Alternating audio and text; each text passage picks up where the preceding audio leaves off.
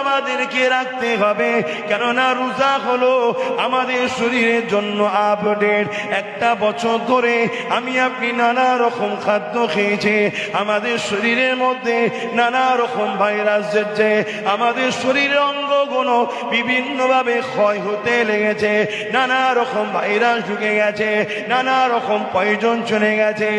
একটি মাসের রোজা সমস্ত রকম ভাইরাসকে মেরে দিয়ে যা কিছু ক্ষয় হয়েছে ওই ক্ষয়কে সুন্দর করে আপডেট করে অ্যান্টিভাইরাস হিসাবে কাজ করে আমাকে আগামী 1 বছরের জন্য আল্লাহ পাক সুস্থ একটা শরীর তৈরি করে দেয়।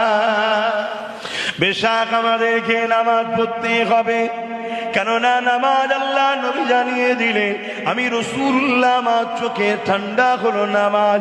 নবীকে মোহাব্বতকারী ইচ্ছা করে নামাজ কাজা করতে পারে না।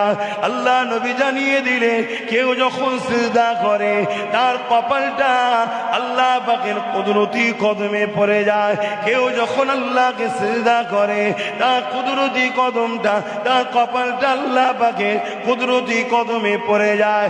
এই বিশাল নামাজ আমাদেরকে পড়তে হবে, রোজা আমাদেরকে রাখতে হবে, কেননা রোজা হলো আমাদের শরীরের জন্য আপডেট।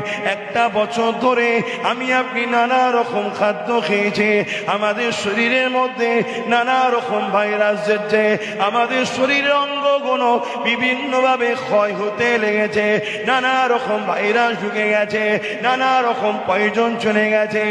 একটি মাসের রোজা সমস্ত রকম ভাইরাসকে মেরে দিয়ে যা কিছু ক্ষয় হয়েছে ওই ক্ষয়কে সুন্দর করে